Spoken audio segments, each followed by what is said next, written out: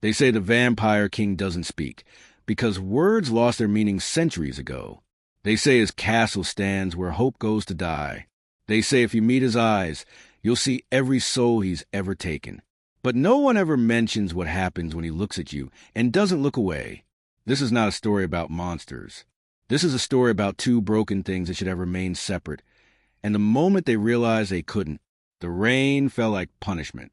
Elena pressed herself against the crumbling stone wall, her breath coming in shallow gasps that turned to mist in the freezing air. Her clothes clung to her skin, soaked through, and her bare feet were bleeding from the rocky terrain she crossed in her desperate flight. Behind her, somewhere in the darkness of the forest, voices echoed, angry, violent, searching. She'd run for 3 days now. 3 days since the village turned on her, since they decided she was a reason for their misfortunes. A crop failure, a sick child, a sudden storm, all of it blamed on the orphan girl with no family to defend her, no name worth remembering. They'd called her cursed. They'd called her worse. The mob's torches flickered through the trees like malevolent stars. Elena's hands trembled as she searched for somewhere, anywhere to hide. The forest had thinned, giving way to a landscape she didn't recognize. Jagged cliffs, ancient trees bent at unnatural angles, and ahead, rising from the mist like a wound in the world itself, a castle. Not just any castle. Even from a distance, she could feel it. The air grew heavy with each step. Thick with something she couldn't name. Old power, old grief, old rage. The stones were black as coal, and no light burned in any window. Thorn vines crawled up its walls like petrified veins, and the iron gate stood open, as if waiting. No, every instinct screamed at her to turn back. She'd heard the stories all her life, whispered around fires, muttered by travelers, carved into warnings on roadside shrines.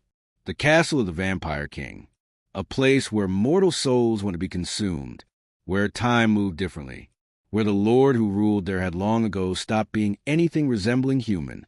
There she is. The shout from behind sent ice through her veins. The mob had found her trail. Elena's legs moved before her mind could catch up. She ran toward the castle gates, her survival instinct overriding every warning, every fear. Better the unknown than the certain death behind her. The gates loomed closer, their shadows swallowing her whole as she stumbled through. The moment she crossed the threshold, the world shifted. The sounds of pursuit vanished. Not faded, vanished, as if cut by a blade.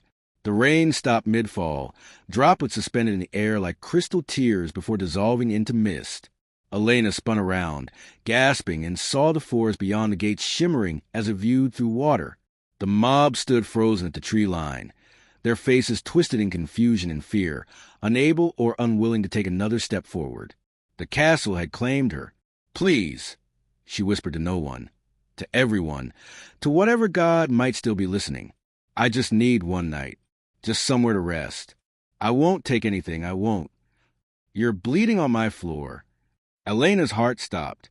The voice came from everywhere and nowhere, low, quiet, ancient as stone. She turned slowly, her wet hair whipping across her face, and there, at the top of the grand staircase that curved up into shadow, stood a figure. He didn't move, didn't need to. His presence filled the vast entrance hall like smoke, suffocating and absolute. The Vampire King. He was nothing like the monsters from the stories. No grotesque fangs, no bestial posture, no eyes glowing with hellfire. Instead, he stood perfectly still, impossibly tall, wrapped in black that seemed woven from the night itself. His face was sharp, beautiful in the way cliffs and storms are beautiful, dangerous, eternal, inhuman in its symmetry. But it was his eyes that held her frozen, silver, cold as winter moons. And so tired. Elena's voice cracked. "I didn't mean to intrude. They were going to kill me. I needed—" "Safety," he finished, his voice barely above a whisper. "You came here seeking safety." It wasn't a question. He said it like someone examining an ancient artifact, trying to remember what it had once been used for. Elena wanted to run, but her legs wouldn't obey. She stood there, dripping rainwater and blood onto the immaculate black marble, waiting for death to take a step closer. But he didn't move. Long seconds stretched into minutes. The silence grew so deep she could hear her own heartbeat thundering in her ears. The Vampire King simply watched her, his expression unreadable, his silver eyes moving across her face like he was reading a language he'd forgotten. "You know what I am," he said finally, not a question, a statement. "Yes." Her voice was barely audible. "And yet you crossed my threshold. They would have torn me apart. So you chose a different kind of death." Elena's jaw tightened. Some small, defiant part of her, the part that had survived beatings and starvation and years of being invisible, flared to life. "If I'm going to die anyway, at least let it be quick. At least let it mean something other than their entertainment." For the first time, something flickered across his face. Not quite surprise, more like recognition. He descended the stairs and, each step deliberate, unhurried. Elena's instinct screamed at her to back away, but pride kept her rooted in place. She wouldn't cower. Not anymore. Not after everything. He stopped 3 feet from her, close enough that she could see the inhuman perfection of his features, the way his skin seemed carved from pale marble, the slight rise and fall of his chest that was too slow, too measured to be properly alive. "What's your name?" he asked, and there was something in his tone, not quite gentleness, but not cruelty either. Something careful. "Elena, Elena," he repeated, as if testing the weight of it. Then, after a long pause, "When was the last time you felt safe, Elena?" The question struck her like a physical blow. Her throat tightened. When? She couldn't remember. Years? Maybe never. Safety was something she'd heard about in stories, something that belonged to other people, people with families and homes and futures. "I don't know," she admitted, hating how small her voice sounded. He nodded slowly, as if she confirmed something he already knew. Then he did something she never expected. He turned away. "3rd floor," he said, his voice echoing to the cavernous hall. "East wing. There's a room with fireplace. You'll find clothes, food, water for washing. Stay there. Don't wander. Don't open any doors that are locked. Don't leave your room after dark." Elena stared at his back, confusion overwhelming her fear. "You're letting me stay?" "1 night," he said without turning. "After that, you leave. But don't mistake this for kindness. Elena," his voice dropped, taking on an edge that made her blood run cold. "I am what they say I am. Every story you've heard is true. Every warning, every nightmare. I've killed more people than you could count in 10 lifetimes. So when I tell you to stay in that room, to not wander these halls, it's not a suggestion. It's the only thing standing between you and a death far worse than whatever that mob had planned." He started to walk away, disappearing into the shadows of corridor. "Why?" Elena called after him, surprising herself. "Why help me at all?" He paused. For a moment, she thought he wouldn't answer. Then, without looking back, "Because once, a very long time ago, I was someone who ran into the dark looking for safety, and there was no one there to offer it. Then he was gone, swallowed by the shadows as if he'd never existed at all." Elena stood alone in the vast entrance hall, soaked and shivering, her mind reeling. Every survival instinct told her to flee, to take her chances with the mob, with the forest, with anything but this. But she didn't. Instead, she climbed the stairs, found the room he'd mentioned, and collapsed beside a fire that ignited itself the moment she entered. As warmth slowly returned to her frozen limbs, as her eyes grew heavy with exhaustion she'd been fighting for days, one thought circled through her mind. He could have killed me, should have killed me, but he didn't. Why didn't he? Outside, the rain resumed. The castle settled into its ancient rhythms. And somewhere in its deepest shadows, the Vampire King stood motionless at a window, watching the forest, his reflection absent from the glass. His hands were shaking. He hadn't felt anything in 200 years. Not hunger, not rage, not even the cold. But tonight, looking into that girl's terrified eyes, hearing her voice crack with the weight of too much suffering, something had stirred, and that terrified him more than any army, any vampire hunter, any threat he'd faced in his immortal existence. Because feeling meant remembering, and remembering meant pain. And pain was the one thing he'd sworn, centuries ago, on the night he'd become this thing, never to allow back in. Just one night, he whispered to the darkness. Then she leaves. Then everything returns to silence. But even as he said it, he knew it was a lie. The castle knew it too.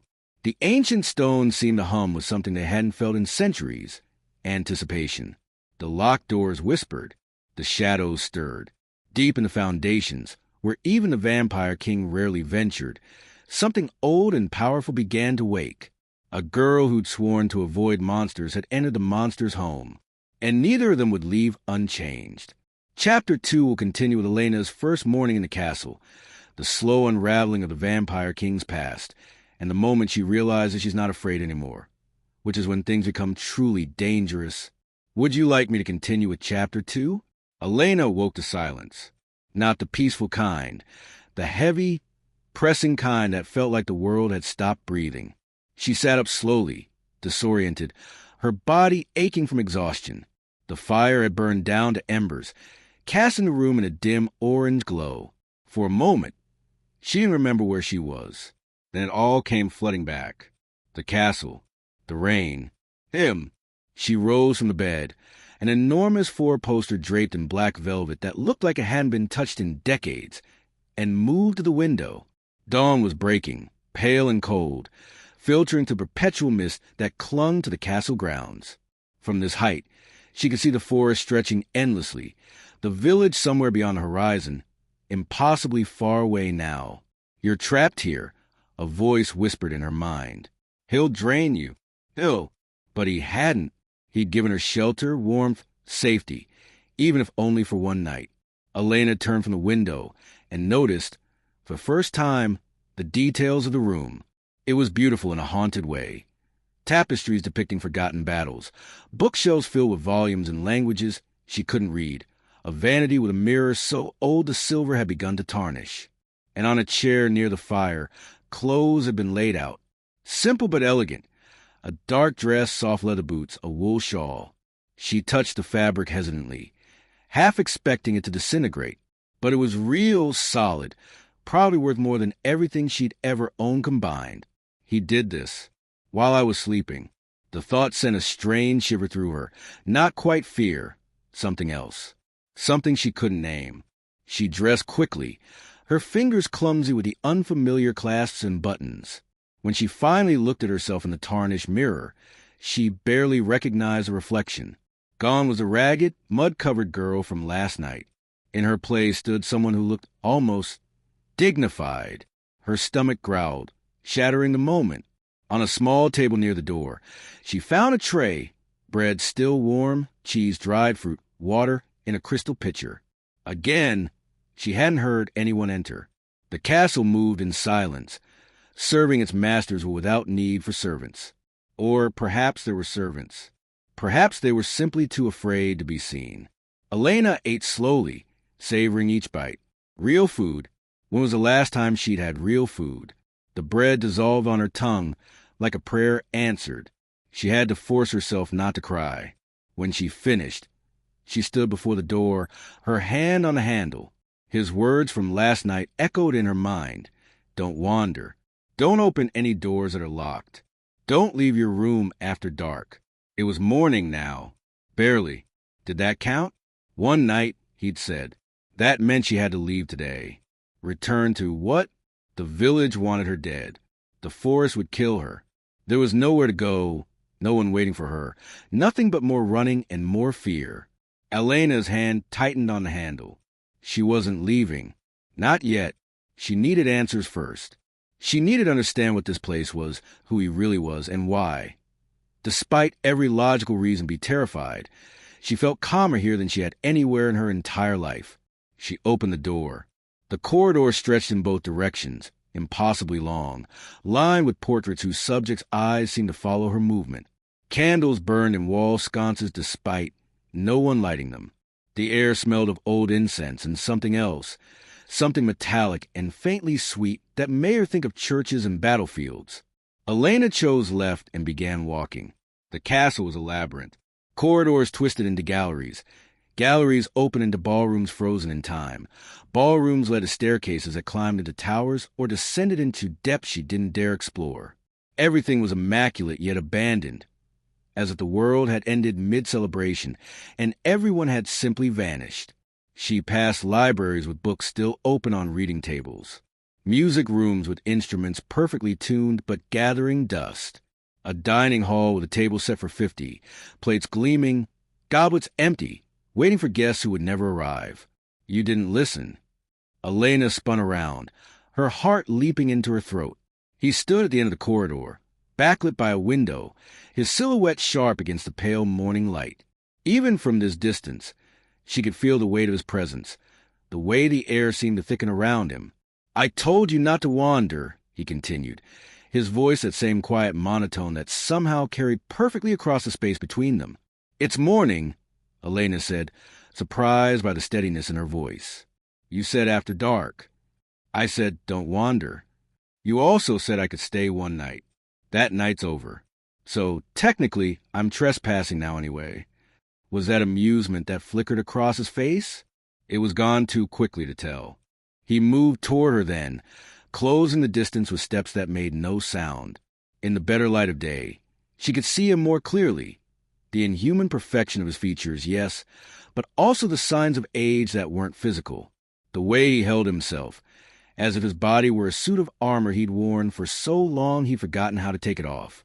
The slight tension in his jaw, the careful blankness of his expression, like someone who'd spent centuries learning not to feel. He stopped a few feet away, the same careful distance as last night. "Why are you still here?" he asked. "I have nowhere else to go." "That's not my concern." "I know." Elena met his silver eyes, refusing to look away despite every instinct screaming at her to run. "But I'm not leaving yet." Bold words for someone standing in a predator's home. "Are you to kill me?" The question hung between them, sharp and dangerous. For a long moment, he simply stared at her, his expression unreadable. "No," he said finally, and something in his voice sounded almost like pain. "But I should." "Why should you?" "Because you're making me remember things I've spent centuries trying to forget." The confession fell between them like a stone into still water. Elena's breath caught. There was something in his eyes now, not the cold, distant evaluation from last night, but something raw, something that looked almost like loneliness. "What things?" she asked softly. He turned away, moving to the window. The morning light fell across his face, and Elena noticed for the first time that he cast no reflection in the glass. Just another reminder of what he was. "What it felt like to be human," he said, his voice so quiet she almost didn't hear it. "What it felt like to be afraid, to need shelter, to run from people who saw you as something disposable." He paused. "To believe, even for a moment, that someone might see you as more than the monster they've decided you are." Elena's chest tightened. She took a step closer, drawn by something she didn't understand. A recognition, a resonance, a sense that she was seeing past his walls for the first time. "You were human once," she said. "Not a question. Once. A very long time ago." "What happened?" His hands clenched at his sides. "I made a choice. A desperate, foolish choice. And I've been paying for it ever since." "Tell me?" "No." "Why not?" He turned to face her again, and this time there was something dangerous in his eyes. Not threat, but warning. "Because the more you know, the harder it will be for you to leave. And you need to leave. Elena, this place, I am not safe. Not for someone like you. Someone like me? Someone still capable of hope." The words struck something deep in her chest. She shook her head slowly. "You don't know anything about me. You don't know what I've survived, what I've lost. Hope." She laughed, but there was no humor in it. "Hope died a long time ago." "No," he said, moving closer. His silver eyes locked on hers with an intensity that made her breath catch. "It didn't. I can see it. Even now, even after everything, there's still light in you, still something pure and unbroken. And if you stay here, if you let this darkness touch you—" "Maybe I don't want to keep running from the dark," Elena interrupted, her voice rising. "Maybe I'm tired of being afraid. Maybe. She stopped, her own words surprising her.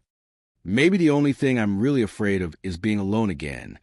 Silence fell between them, heavy and charged. The vampire king stared at her, and for the first time since she'd arrived, his carefully maintained control seemed to crack. She saw the war playing out behind his eyes, centuries of isolation battling against something newer, something he'd thought long dead. "You should fear me," he said, but his voice had lost its certainty. "I know. I could kill you before you took another breath. I know. I've done terrible things, unforgivable things. I believe you. Then why?" His voice broke slightly, the first real emotion she'd heard from him. "Why aren't you running?" Elena stepped closer, close enough now to see the silver fractals in his irises, close enough to feel the unnatural cold that radiated from him like winter-made flesh. "Because," she said quietly, "for the first time in my life, I'm not running towards something or away from something. I'm just here. And despite everything you are, despite everything you've done..." She paused, searching for the right words. "When you look at me, you don't see a curse or a burden or something disposable. You see me." His breath hitched, or would have if he still breathed properly. "Elena, I don't know what you are," she continued, the words spilling out now, urgent and unstoppable. "I don't know what you've done or why you've chosen to live like this, alone in this castle with all these ghosts. But I know what I felt when you let me stay. I know what I see when I look at you." She took one more step, reckless now, past the point of safety. "I see someone who's been alone for so long they've forgotten what it means to be anything else." His control shattered, in a movement too fast for her to track. He closed the distance, his hand coming up to cup her face with a gentleness that contradicted everything about him. His skin was cold against hers, but his touch was careful, reverent, as if she were something precious and breakable. "You don't know what you're saying," he whispered, his voice rough with something that sounded like anguish. "You don't know what you're offering. Then tell me, if you stay, I'm not leaving." "Elena, I swore to avoid you," she said, the words coming from somewhere deep and true and terrifying. "I swore to never trust anything like you. But..." Her voice softened, her eyes searching his. "You're the only place I feel safe." The vampire king froze, his silver eyes wide, his expression cracking open to reveal centuries of pain, loneliness, and desperate, aching need. For a long moment, he simply stared at her, his thumb brushing against her cheekbone with impossible tenderness. Then he pulled away, stepping back as if she'd burned him. "No," he said, his voice sharp now, defensive. "You don't mean that. You're confused, traumatized. You'll feel differently when..." "Stop telling me what I feel," Elena said, her own anger flaring now. "I've spent my entire life having people tell me what I am, what I'm worth, what I'm allowed to want. I'm done with that. So if you wanted to leave, say it. But don't insult me by pretending you know my mind better than I do." They stood facing each other, two broken things caught between denial and desperate hope, the morning light streaming through the windows and illuminating the dust motes that danced between them like small ghosts. Finally, the vampire king closed his eyes. When he opened them again, the careful control was back, but there were cracks in it now, fissures through which something ancient and wounded could be seen. 3 days, he said quietly. "Stay 3 days. Let me prove to you what I am. Let me show you the truth of this place. And if, after seeing everything, you still want to stay..." He trailed off, as if unable to finish the thought. "Then what?" Elena asked. "Then we'll discuss what comes next." It wasn't the answer she wanted, but it was more than she'd expected. She nodded slowly. 3 days. 3 days, he confirmed. Then, before she could say anything else, he turned and walked away, his footsteps silent on the stone floor, his figure dissolving into shadow. Elena stood alone in the corridor, her heart pounding, her skin still tingling where he'd touched her face. She should be terrified, should be planning her escape, should be doing anything other than what she was about to do. But as she made her way back to her room, as the castle settled around her with its whispers and secrets, she felt something she hadn't felt in years. Alive. Outside her window, storm clouds gathered. Deep in the castle's foundations, something stirred. Ancient magic awakening, responding to the shift in the air, to the presence of life and hope in a place that had known neither for centuries. The vampire king retreated to his chambers, closed the door, and leaned against it as if holding back an army. His hands were shaking again. His chest felt tight despite having no need to breathe. He'd survived wars, survived centuries, survived the loss of his humanity. But 3 days with this girl, this impossible, fearless, broken girl who looked at him like he was something other than a monster, he wasn't sure he'd survive that at all. The first day passed in careful orbits. Elena explored the castle's eastern wing, keeping the corridors he'd shown her, respecting the locked doors even as curiosity burned through her. She found a conservatory where roses bloomed despite never seeing direct sunlight, their petals black as midnight. She discovered a gallery of portraits, nobles and warriors and women in elaborate gowns, all painted centuries ago, all watching her with eyes that held secrets. But mostly she felt him. Not watching, exactly. More like aware, as if the castle itself was an extension of his consciousness. And every step she took echoed through corridors that led eventually to wherever he was hiding. Because he was hiding. She was certain of that. By evening, she returned to her room to find another tray of food, more wood for fire, and a single item that made her breath catch, a book leather-bound and worn, placed carefully on her pillow. No note, no explanation, just a book.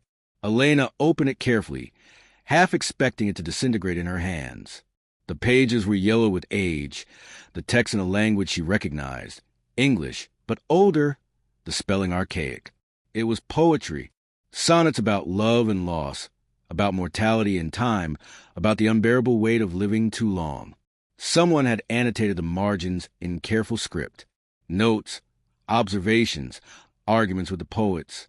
The handwriting was elegant and controlled, but certain words were pressed harder into the paper, as if written with particular feeling. His handwriting. Elena traced her fingers over one annotation. He speaks of death as mercy.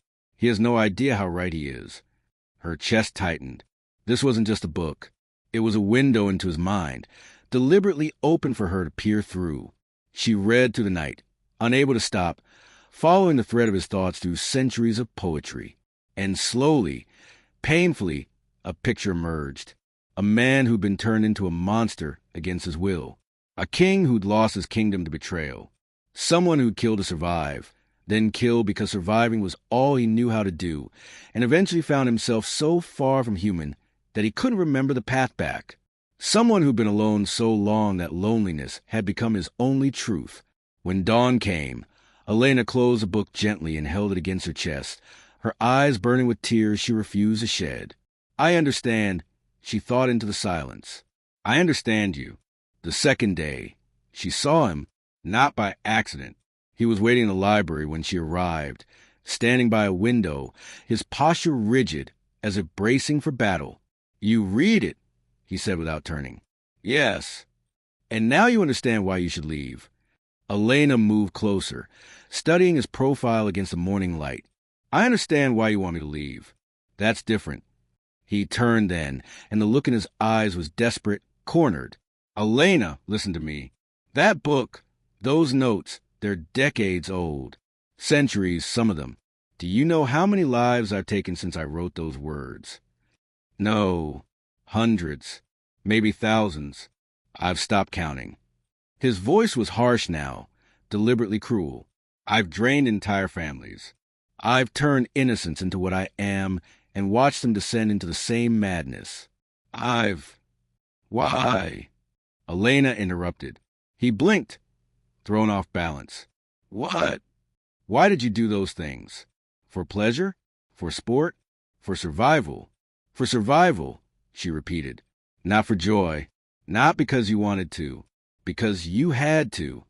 That doesn't absolve me of... I'm not trying to absolve you, Elena said sharply. I'm trying to understand you. There's a difference. He stared at her, something like desperation bleeding through his control. Why? Why does it matter? Why can't you just accept that I'm a monster and... Because monsters don't give shelter to terrified girls. The words burst out of her, loud and raw. Monsters don't leave poetry for them to read. Monsters don't try to push people away to protect them. She was shaking now, her voice breaking. You want me to see you as a monster because it's easier than admitting what you really are. And what's that? His voice was barely a whisper. Afraid. The word hung between them like a blade. The Vampire King's carefully constructed facade crumbled. His shoulders dropped. His eyes closed. And when he spoke again, his voice was so quiet she had to step closer to hear. Every moment you're here, I feel things I haven't felt in centuries. Warmth, hope, the possibility that maybe... He opened his eyes, and they were bright with something that looked almost like tears, if vampires could cry. That maybe I'm not completely lost. And that terrifies me more than anything I've faced in my immortal existence. Because hope is the cruelest curse of all. Elena's breath caught. She reached out slowly, giving him time to pull away, and placed her hand over his chest. No heartbeat, just cold, still silence. Hope isn't a curse, she said softly.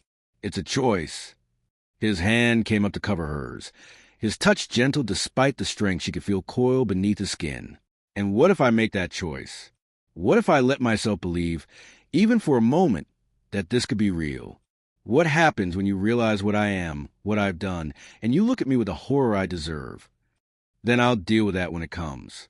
But right now, in this moment, she looked up at him, her eyes clear and steady. I'm not afraid of you. I'm afraid of leaving. I'm afraid of going back to a world where I'm nothing and no one and completely alone. At least here, with you, I feel like I exist. Something in his expression broke open. Centuries of ice cracking to reveal the man buried beneath. He pulled her closer, his arms wrapping around her with a carefulness that contradicted his strength, his face buried in her hair. You exist, he whispered against her temple. God help us both, but you exist more vividly than anything I've known in 200 years. They stood like that for a long time.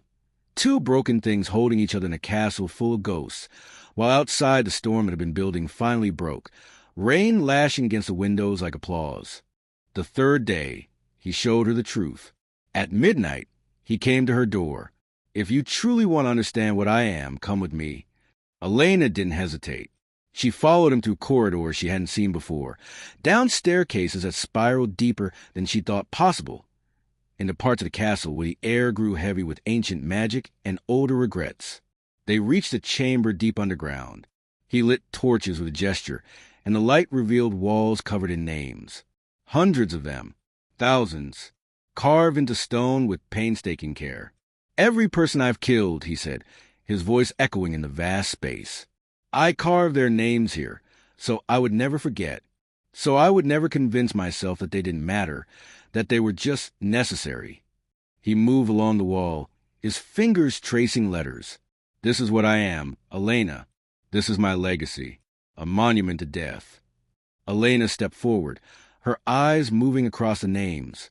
So many, so much loss. She felt tears on her cheeks but didn't wipe them away.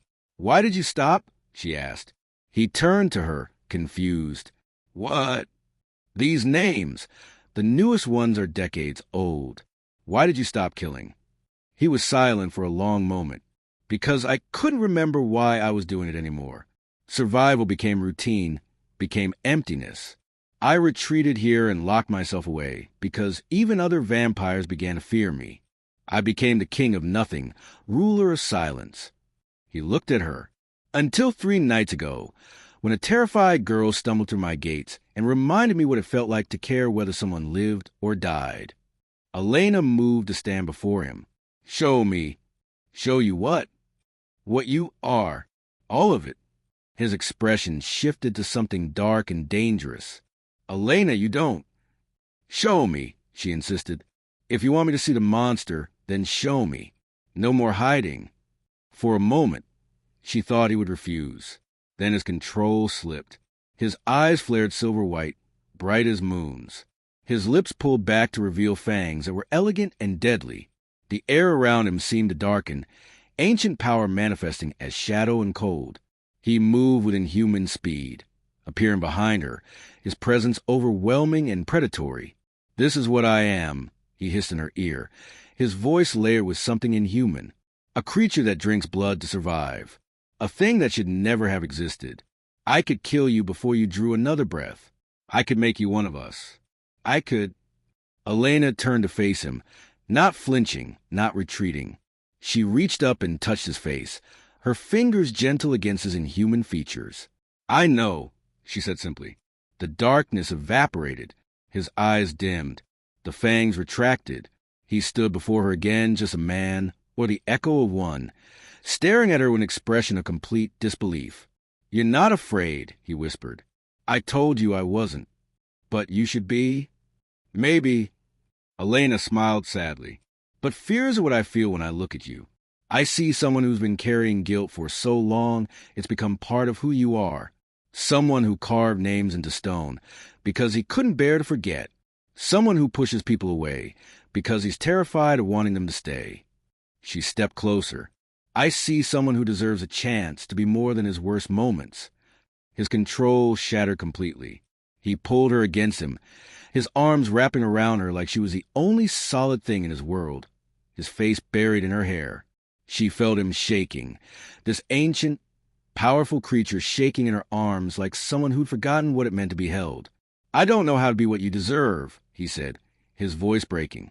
Then we'll figure out together. I don't even know if I could be saved. Maybe you don't need to be saved. Maybe you just need to be seen. He pulled back enough to look at her, his silver eyes bright with centuries of suppressed emotion. How are you real? I could ask you the same thing. And then, slowly, carefully, as if afraid she might disappear, he lowered his head and kissed her. It was gentle and desperate and chaste and hungry all at once. His lips were cold, but his hands were careful, holding her face like she was made of glass. Elena kissed him back, pouring everything she couldn't say into that contact. All her loneliness, all her hope, all her stubborn refusal to believe that broken things couldn't be made whole.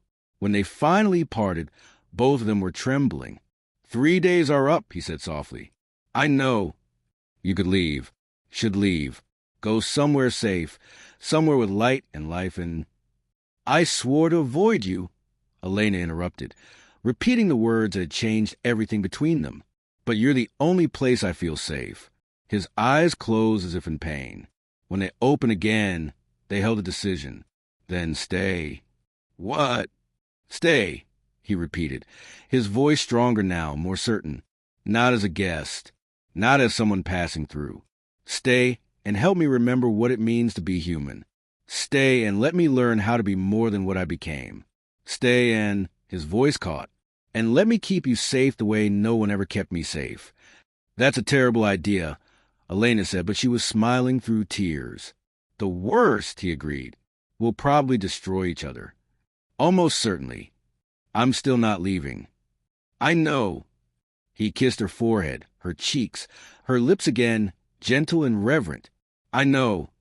They stood together in that chamber of names, surrounded by the weight of history and death and regret. Two impossible people making an impossible choice. And for the first time in 200 years, the Vampire King felt something he'd thought lost forever. Home. 6 months changed everything. The castle began to wake. Not all at once. That would have been too much, too fast. But slowly, room by room, corridor by corridor, it shed its layers of dust and darkness like someone emerging from a long winter. Elena learned its rhythms. Learned which doors led to libraries and which led to places even the Vampire King didn't venture. Learned how to read his silences, when they meant pain and when they meant contentment. Learned that beneath the monster he'd become was a man who'd once loved poetry, music, philosophy, all the small, beautiful things that made existence bearable. His name was Nikolai. He told her one night, whisper against her hair like confession. I haven't spoken it aloud in over a century. Nikolai, she repeated, tasting the syllables. It suits you. It belonged to someone else. Someone who died a long time ago. Maybe he's not as dead as you think. And perhaps he wasn't. Because day by day, moment by moment, small pieces of that person emerged. A dry sense of humor that caught her off guard. A gentleness in how he touched her, as if she were something precious. An increasing willingness to speak about his past. Not the horrors, though those came too, but the moments before. His family, his kingdom, the girl he'd loved when he was still mortal, and how losing her had been the beginning of his descent into darkness. Do I remind you of her? Elena asked once, trying to keep the hurt from her voice. No. Nikolai looked at her with an intensity that made her breath catch. She was my past. You're the first person who's ever made me think about a future. But the past wasn't done with them. It began with whispers in the village. The mob that had chased Elena had never forgotten, never forgiven. And when rumors began to spread, rumors of lights in the castle, of the vampire king's isolation ending, of a human girl living among the dead, fear turned to rage. They were coming. Nikolai knew before the first torch was lit. He could feel the shift in the air, the gathering of violent intent. He found Elena in the conservatory, tending to the black roses that had become her project. "They're coming for you," he said without preamble. She looked up, dirt on her hands, sunlight from the enchanted glass falling across her face. "I know." "How?" "I've been waiting for it. People like them don't forget, don't forgive." She stood, brushing off her dress. "How long do we have?" "A day, maybe less." He moved to her, his hands framing her face. "I can get you out. There are passages, ways through the forest they don't know. I can—" "No. Elena." "No," she repeated firmly. "I'm not running anymore. I'm done being afraid of them." "Then let me end this. Let me—" His voice dropped dangerously. "I can stop them. Permanently." Elena heard the old darkness in his tone, the part of him that remembered how easy it would be to solve this problem with death. She placed her hands over his, grounding him. "Is that who you want to be again?" she asked softly. "The monster they think you are?" His jaw clenched. "If it keeps you safe." "There's another way." "What way?"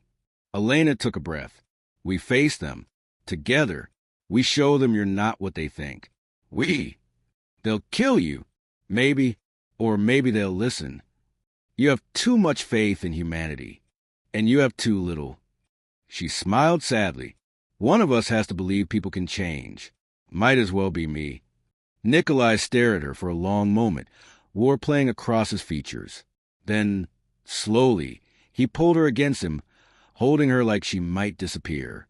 "If anything happens to you, then you'll grieve and keep living. Because that's what I'd want. Elena, promise me, Nikolai. Promise me you won't become what you were. Not even for me." His arms tightened against her hair, so quietly she almost didn't hear. "I promise." They came at dusk. 50 villagers, maybe more, carrying torches and weapons in righteous fury. They gathered at the castle gates, shouting accusations, demanding justice for crimes real and imagined. Elena stood at the entrance, Nikolai in the shadows behind her, every muscle in his body taut with the effort of not intervening. "I'm here," she called out, her voice carrying across the courtyard. "You wanted me, here I am." The mob fell silent, confused by her willingness, her lack of fear. "You're alive," one man said, his voice uncertain. "Yes, alive and unharmed. The vampire gave me shelter when you were trying to kill me." Her voice rang out, clear and strong. "He gave me food, warmth, safety. Everything you refused me. Everything you refused anyone different or alone or afraid. He's a monster." "Is he?" Elena challenged. "Have any of you seen him kill? Have any of you witnessed these crimes you accuse him of? Or are you just repeating stories told by people who were repeating stories told by others who never saw anything at all?" Murmurs rippled through the crowd. Doubt, confusion, anger fighting with uncertainty. "He's a vampire," a woman shouted. "That's enough." "Why?" Elena shot back. "Because he's different? Because you don't understand him? Because it's easier to blame him for your troubles than to face your own cruelty. We're not cruel. You tried to burn me alive." Her voice cracked. "A girl you'd known all her life. Someone who'd never harmed any of you. And why? Because your crops failed? Because you needed someone to blame?" She took a breath. "If anyone here is a monster, it's not the one behind me. Silence fell. Heavy, uncomfortable, damning. Then Nikolai stepped forward. The crowd gasped, weapons raised, several people stumbling backward. Even in the fading light, his inhuman nature was obvious. The too pale skin, the too bright eyes, the predatory grace of his movements. But he didn't attack. He simply stood beside Elena, his presence commanding absolute attention. "She's right," he said, his voice carrying effortlessly. "I am a vampire.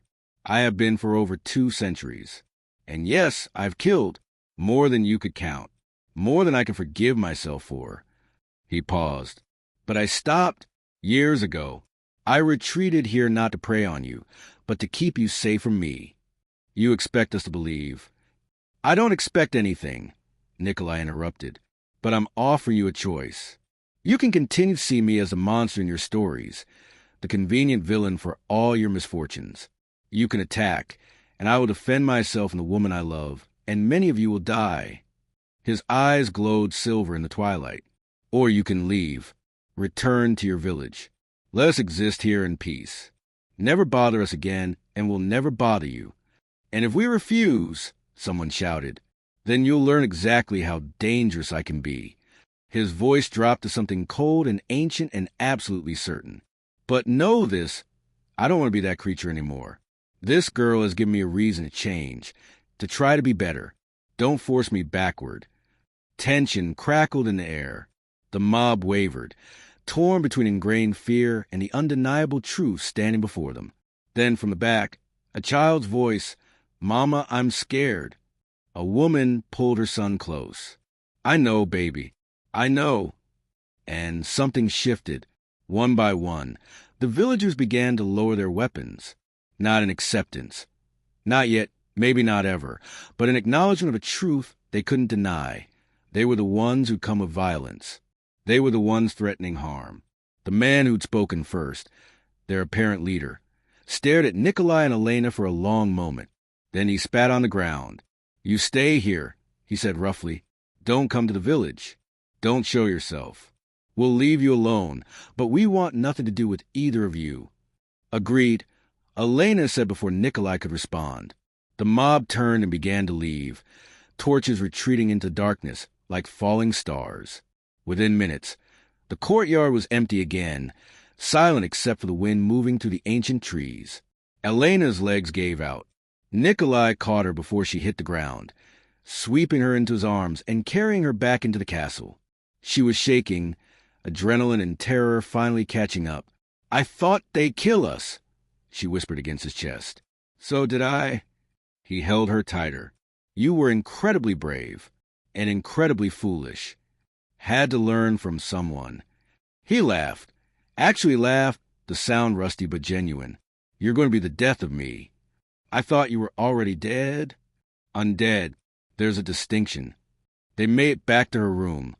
Their room now, the boundaries between their spaces long since dissolved. Nikolai laid her carefully on the bed, then simply stood there, looking at her with an expression so full of emotion it made her chest ache. "What?" she asked softly. "You defended me. Stood in front of a mob and defended me." "Of course I did. No one's ever done that before. Not in 200 years. Then they were all fools."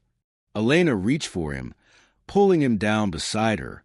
"Because you're worth defending, worth believing in, worth loving."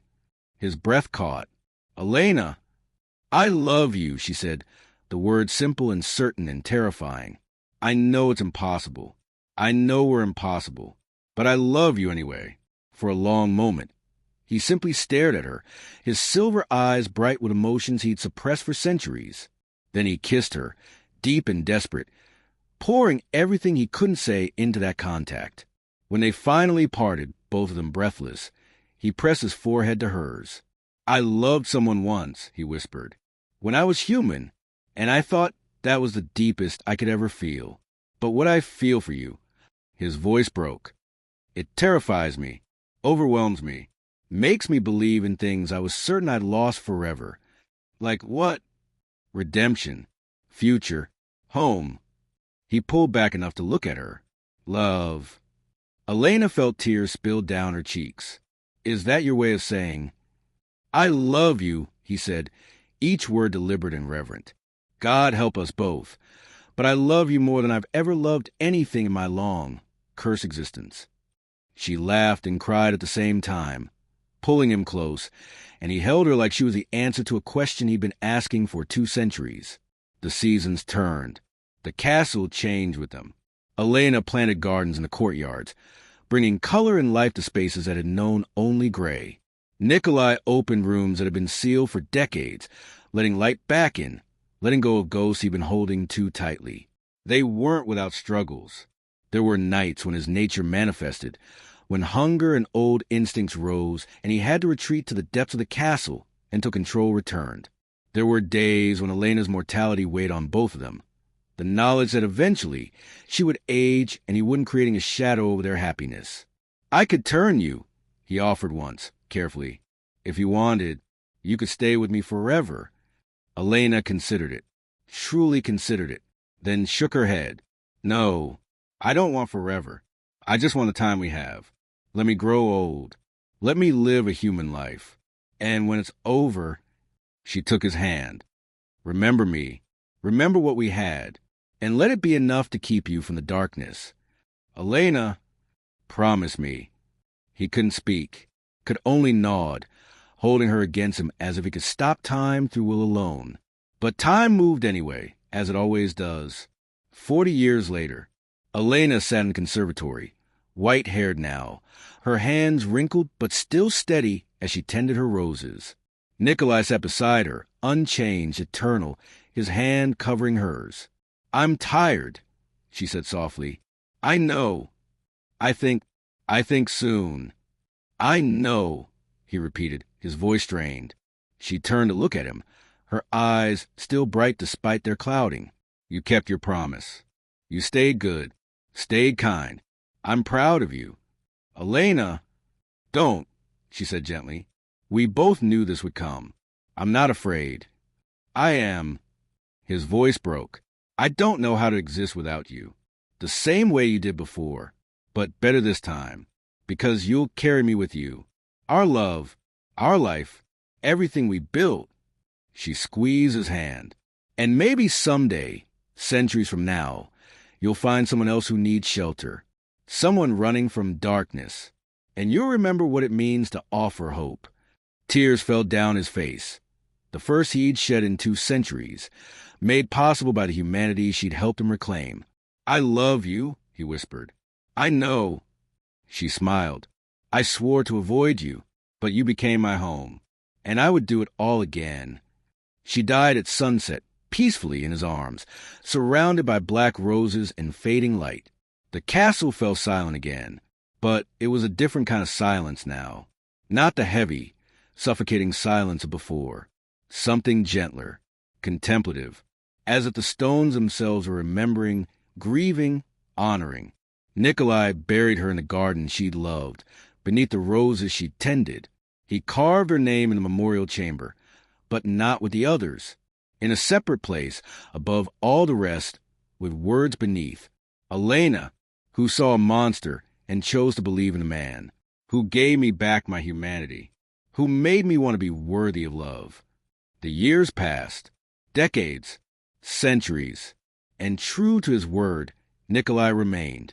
Not the monster he'd been, but not entirely the man he'd become with her either. Something in between. Something changed. He opened the castle to those who needed it. Travelers caught in storms, refugees fleeing persecution, children orphaned by war. He offered shelter without judgment, protection without price. Some stayed a night, some stayed longer. He never turned anyone away. And sometimes, in the quiet moments between guests, he would sit in the conservatory among Elena's roses and remember what it felt like to be saved by someone brave enough to see past the darkness. The village eventually forgot its fear. Generations passed, and the Vampire King became a legend and a myth, then a story told to children, not as a warning anymore, but as something else. A reminder that monsters can change, that love can reach even the darkest places, that sometimes the safest place is the one everyone told you to avoid. And in his long existence, whenever Nikolai felt the old darkness creeping back, whenever the weight of immortality became too much, He would touch the rose she loved most and whisper the words that had changed everything. I swore to avoid you, but you're the only place I feel safe. And somehow, across time and death and the vast silence of eternity, he could feel her answer. I know, and I'd do it all again,